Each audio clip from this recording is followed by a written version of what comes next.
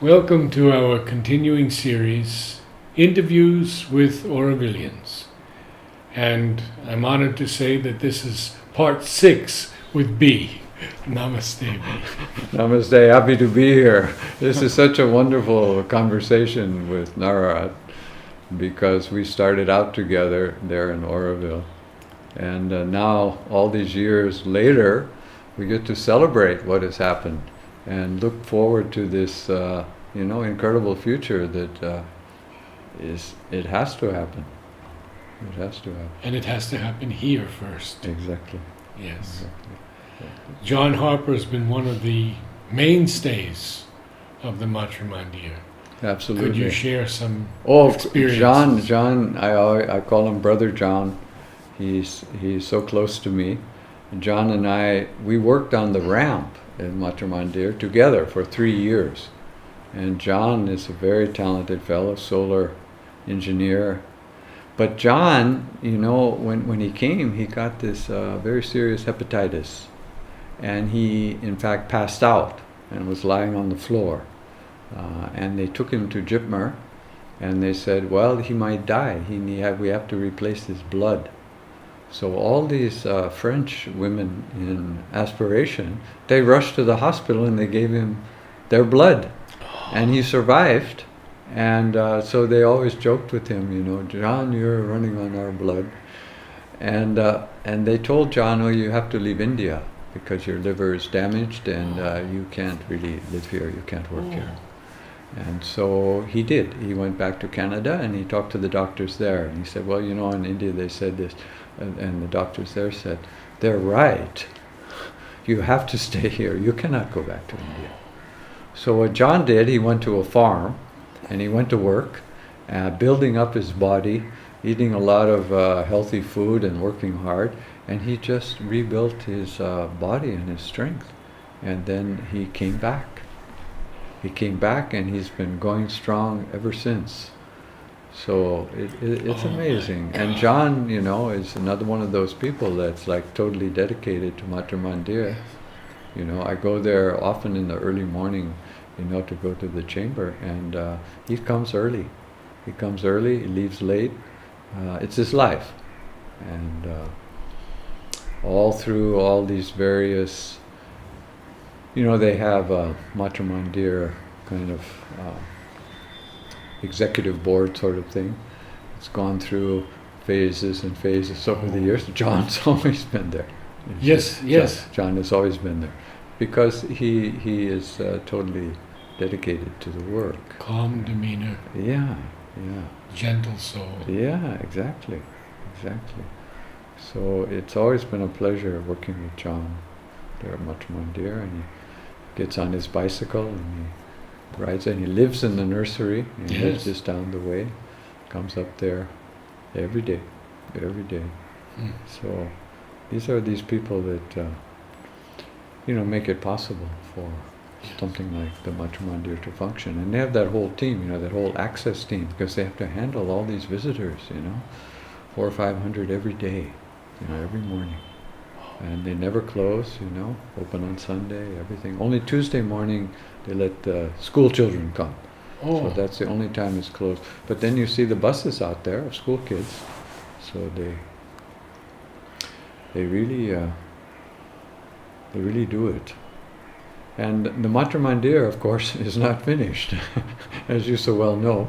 The gardens still have to come.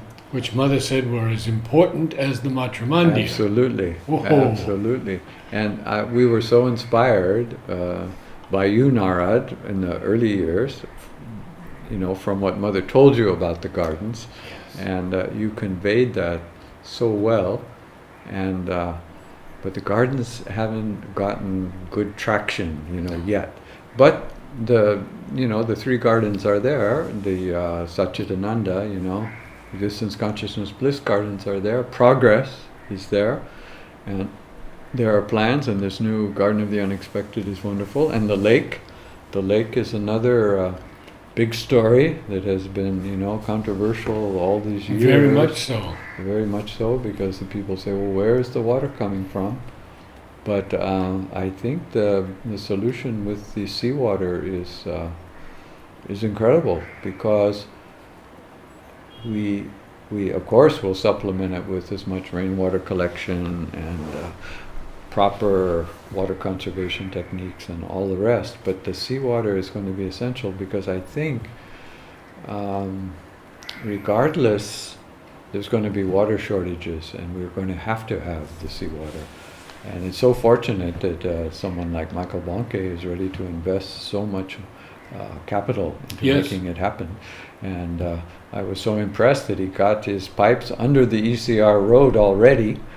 Really? Under the road, see, we had the drilling, horizontally to get it under the road, because how are you going to break a national highway, to put your Exactly. pipes in? Exactly. He got them there. They're there already, and he's got a lot of the right-of-way coming up. They're negotiating, and he's got the plot on the beach for the thing, and they've done all the studies for the desalinization plant. They have special kind of filters. It's as eco-friendly as they can make it.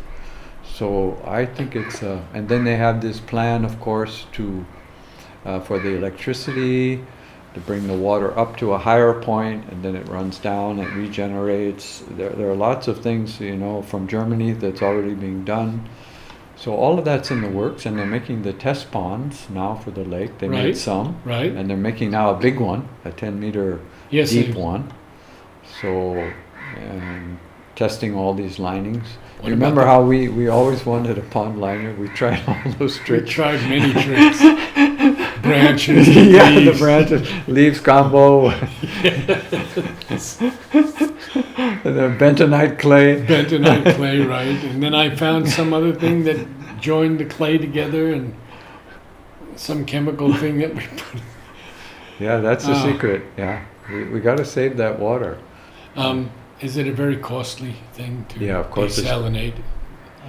Well, these are relative expenses. I Mhm. mean, of course it's going to be costly, and we're so fortunate, to have somebody like Michael Bonke, And we have the sea.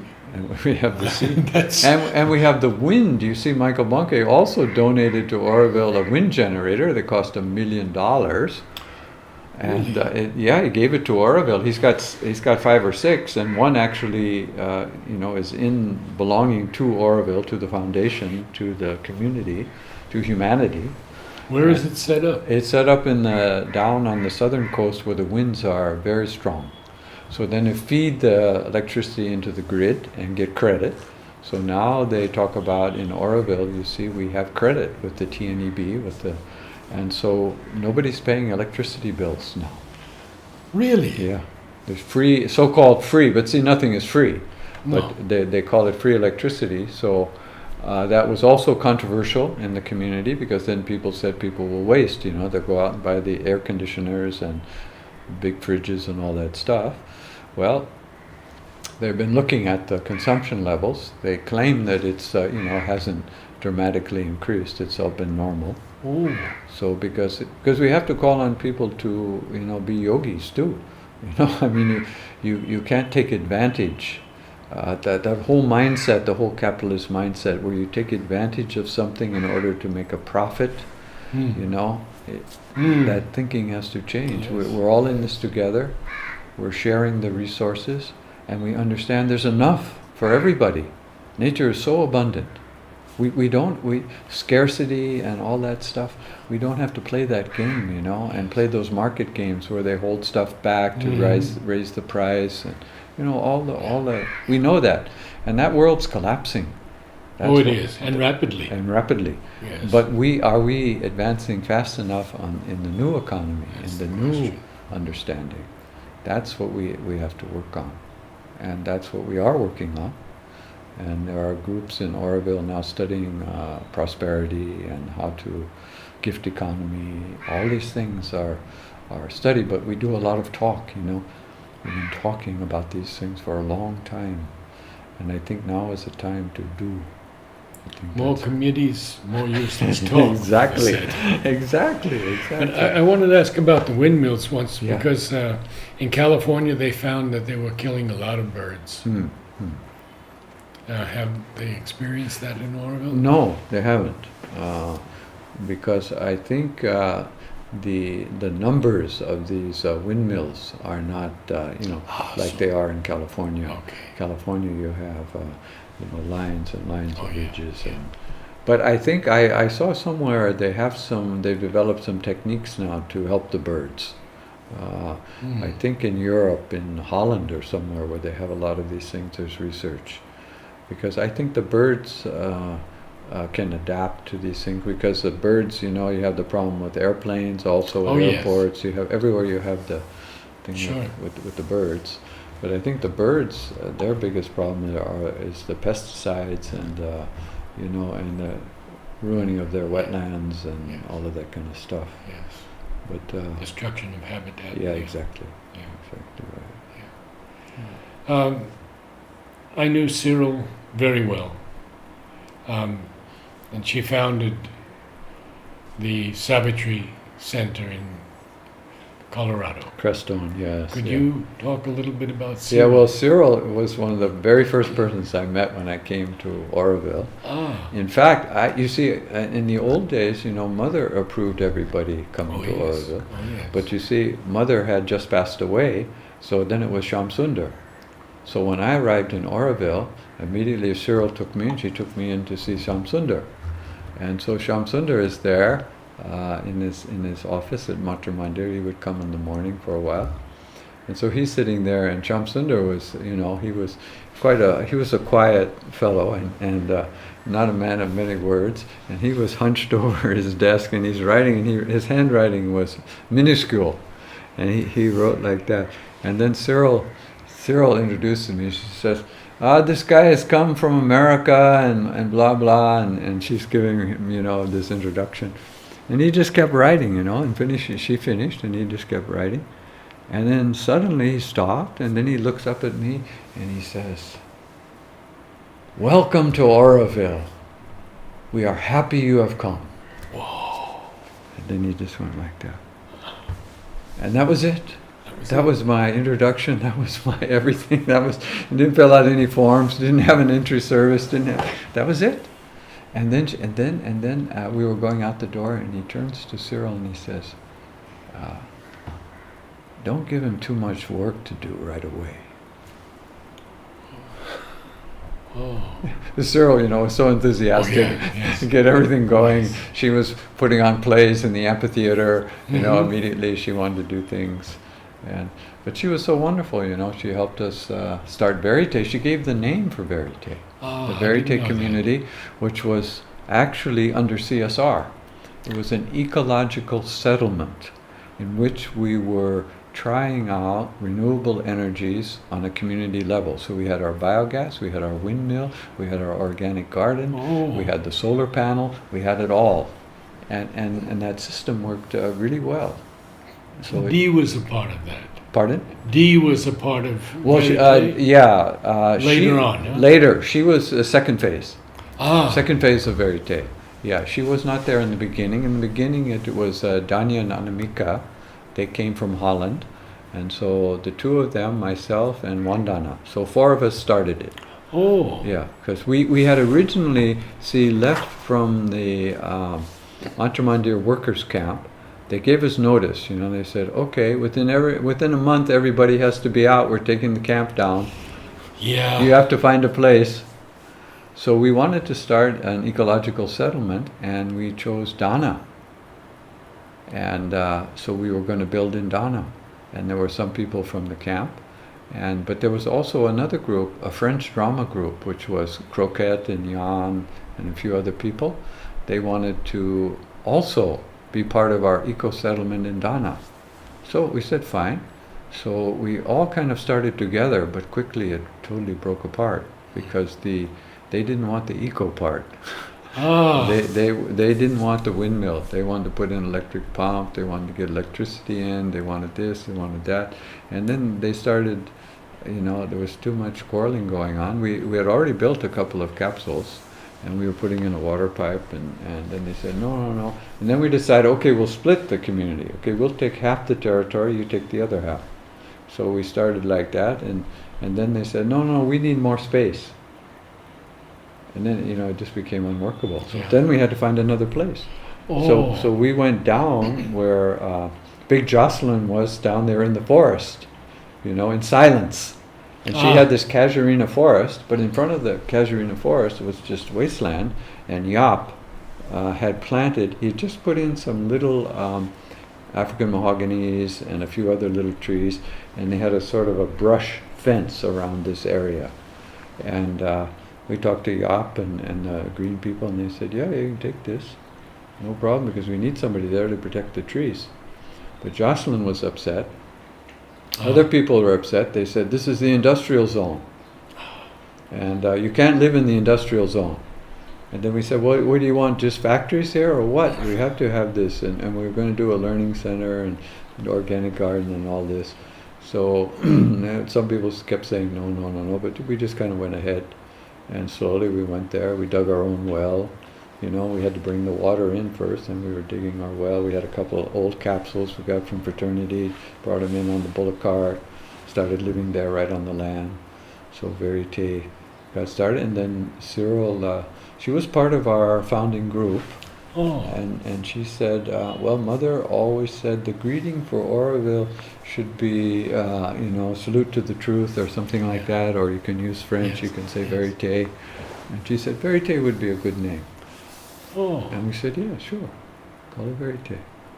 So that's how, that came from Cyril. So Cyril, but then of course Cyril had some health issues and things. She had to go back to the States, but she had started the Sri Aurobindo Learning Center and the Savitri House. She was connected to those people who had that foundation. That, that story of that area in Colorado was that Baca Grande.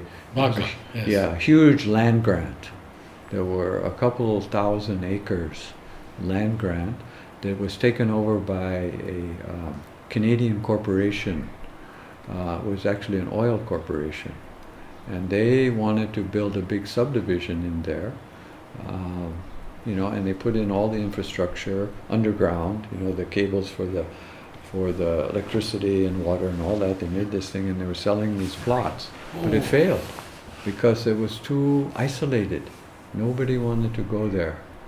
And so Hannah Strong, Maurice and Hannah Strong. Maurice Strong was... Remember Hannah Strong. Yeah, she was amazing. She arranged the first World Conference for Women in Mexico City in 1976. And Maurice Strong was the finance minister under Trudeau in Canada, the first Trudeau, not the one now, the first Trudeau. And he was, he was in that up position, and he was part of this oil corporation that bought this land. But then when the big subdivision thing failed, that corporation wanted to dump the project, so he was able to secure a part of it, and he took it himself under a foundation. It was, I think, called the Manitou Foundation.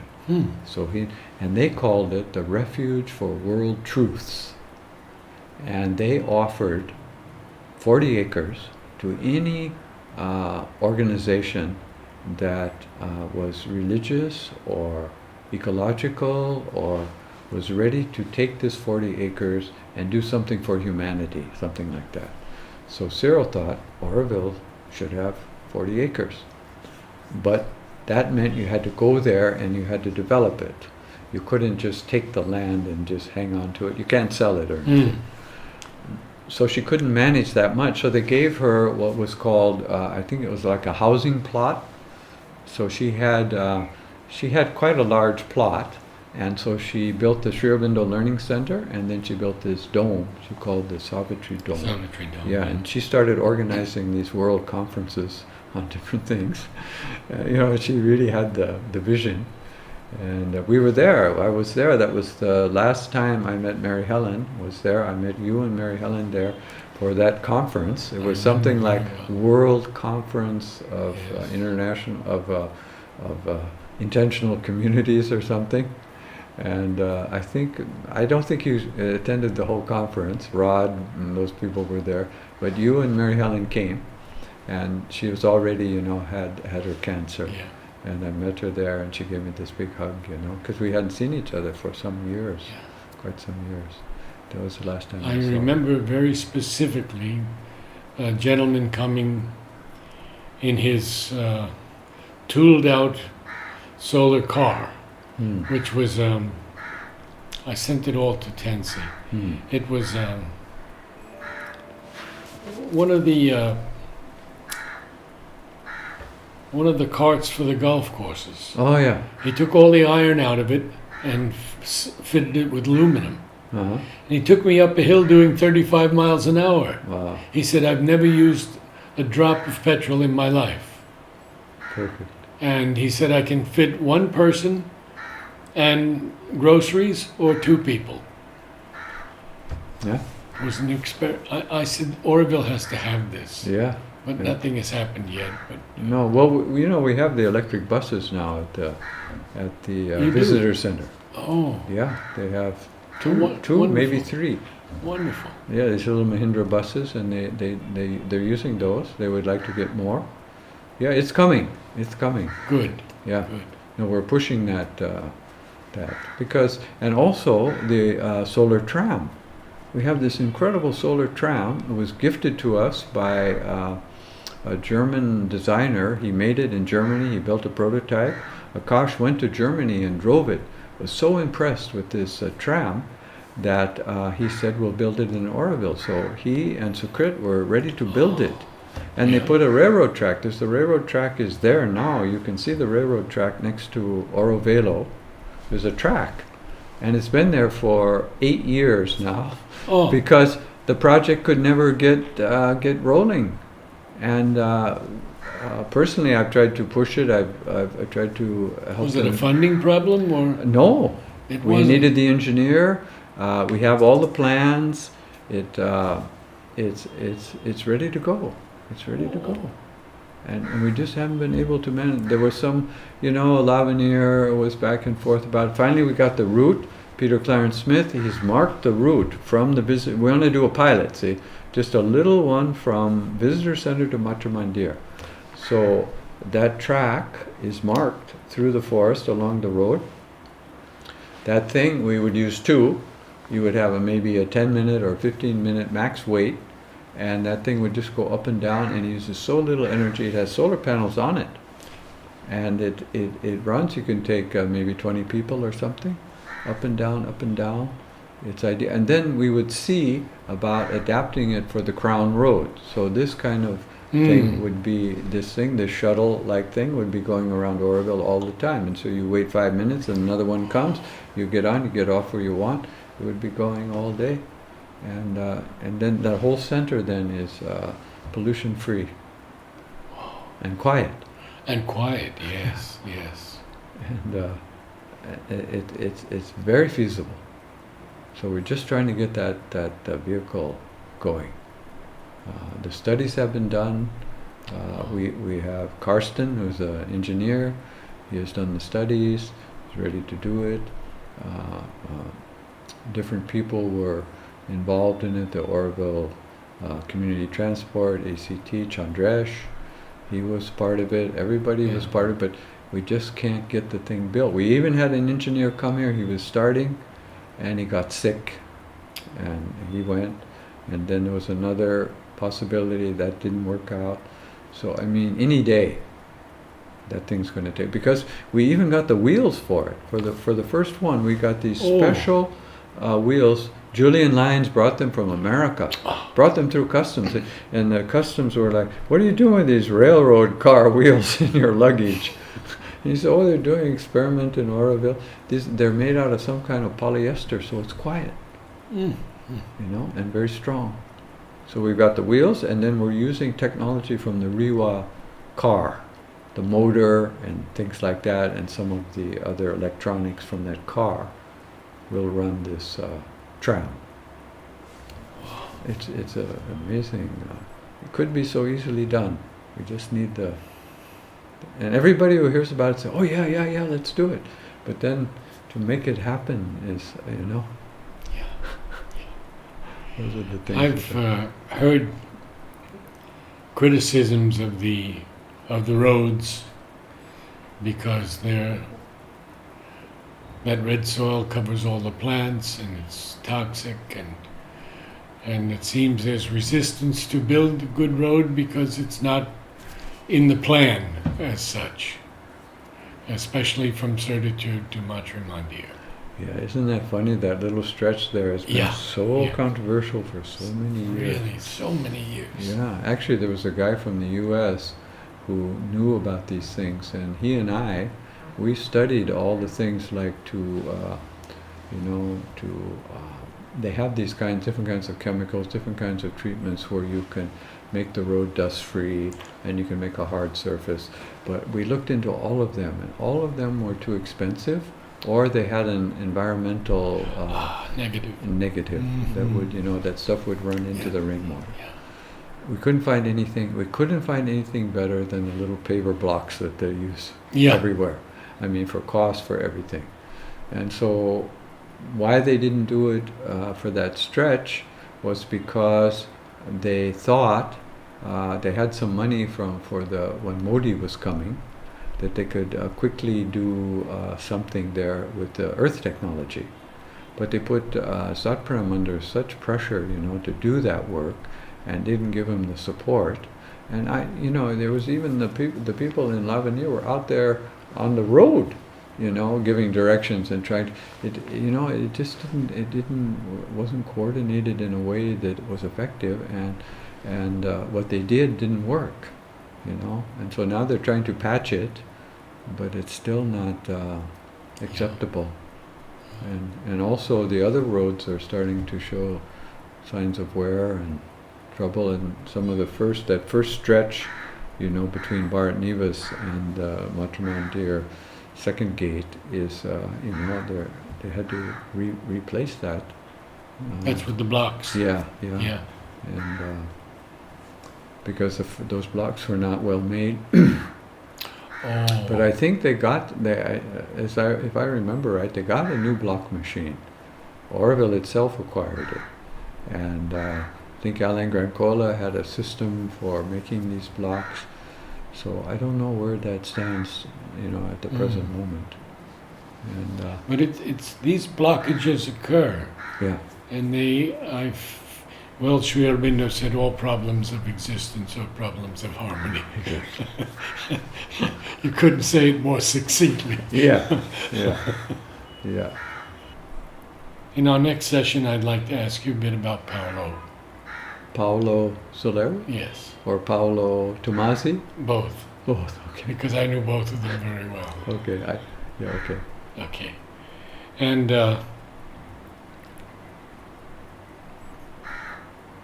some of the most creative people that you've met in Oroville that you could tell us about.